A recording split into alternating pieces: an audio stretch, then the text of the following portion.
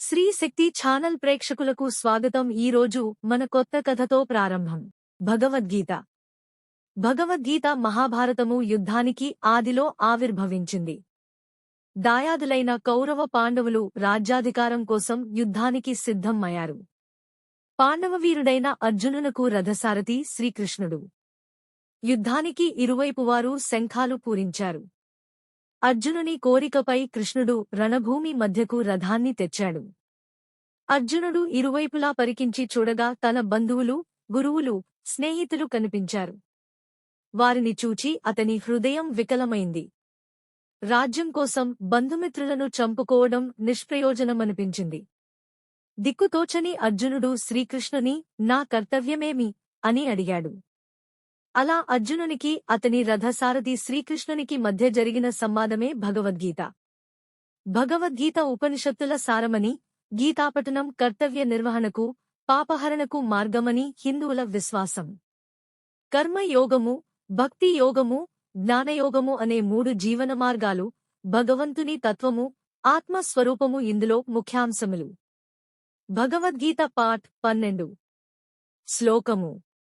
శ్రేయాన్ స్వధర్మో విగుణః పరధర్మాత్ స్వనుష్ఠితాత్ స్వభావనియతం కర్మ కుర్వన్నాప్నోతి కిల్బిషం. అర్థము. బాగుగా ఆచరించబడిన పరధర్మము కంటెనో గుణరహితమైన స్వధర్మాచరణమే శ్రేష్టమైనది. స్వభావమును అనుసరించి కర్మలను ఆచరించు మనుజుడు ఎట్టి పాపము నొందడు.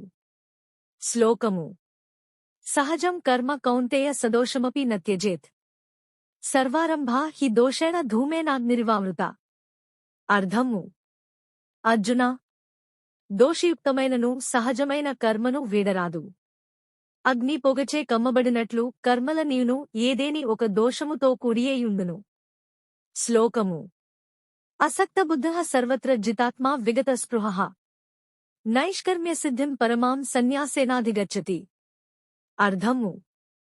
ఓ అర్జున, ప్రాపంచిక పదార్థములందు ఆసక్తి లేనివాడును, స్పృహరహితుడును, అంతఃకరణమును జయించినవాడును అగు పురుషుడు సాంఖ్యయోగము ద్వారా పరమశ్రేష్టమైన నైష్కర్మ్యసిద్ధిని పొందుచున్నాడు. శ్లోకము. సిద్ధిం ప్రాప్తో యథా బ్రహ్మ తథాప్నోతి నిబోధమే సమాసేనేవ కౌంతేయ నిష్ఠా జ్ఞానస్య యాపరా. అర్థము. అర్జున, జ్ఞానయోగము యొక్క పరానిష్ఠయైన నైష్కర్మ్య సిద్ధిని పొందు విధమును, తద్వారా మనుష్యుడు బ్రహ్మప్రాప్తి నందు రీతిని సంగ్రహముగా వినుము. శ్లోకము. బుద్ధ్యావిశుద్ధయా యుక్తో ధృత్యాత్మానం నియమ్య చ శబ్దాదీన్ విషయాన్ త్యక్త్వా రాగద్వేషా వ్యుదస్య చ. అర్థము. విశుద్ధమైన బుద్ధితో, ధైర్యముతో, ఆత్మనిగ్రహముతో శబ్దాది విషయములను విడచి, రాగద్వేషాదులకు అతీతంగా. శ్లోకము. వివిక్తసేవీ లఘ్వాసీ యతవా కాయమానసః ధ్యానయోగపరో నిత్యం వైరాగ్యం సముపాశ్రితః. అర్థము. పరిశుభ్రమైన ప్రదేశమున ఏకాంతముగా నివసించువాడు, సాత్వికధారణా శక్తి ద్వారా అంతఃకరణేంద్రియముల సమయము కలిగి, మనోవాక్కాయములను అదుపులో ఉంచుకునినవాడు, రాగద్వేషములను అన్ని వేళలా త్యజించి, దృఢమైన వైరాగ్యమును సంపూర్ణముగా ఆశ్రయించినవాడు. శ్లోకము. అహంకారం బలం దర్పం కామం క్రోధం పరిగ్రహం విముచ్య నిర్మమః శాంతో బ్రహ్మభూయాయ కల్పతే. అర్థము. అహంకారమును, బలమును, దర్పమును, కామక్రోధములను, పరిగ్రహమును వదలి, ఎల్లప్పుడూ ధ్యానయోగ పరాయణుడై యుండువాడు, మమతారహితుడు, శాంతియుతుడు అయిన పురుషుడు పరబ్రహ్మమునందు అభిన్నభావముతో స్థితుడగుటకు సమర్థుడగుచున్నాడు. శ్లోకము. బ్రహ్మభూతః ప్రసన్నాత్మా న శోచతి న కాంక్షతి సమః సర్వేషు భూతేషు మద్భక్తిం లభతే పరాం. అర్థము.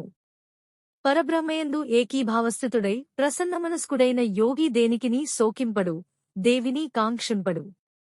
సమస్త ప్రాణులయందును సమభావము గల అట్టి యోగి నా పరాభక్తిని పొందుచున్నాడు. శ్లోకము. భక్త్యా మామాభిజానాతి యవాన్ యశ్చాస్మి తత్వతః తతో మాం తత్వతో జ్ఞాత్వా విశతే తదనంతరం. అర్థము. బ్రహ్మభూతుడైన యోగి ఈ పరాభక్తి ద్వారా నేనెవరినో, ఎంతటి వాడనో యథాతథముగా నా తత్వమును తెలుసుకొనును.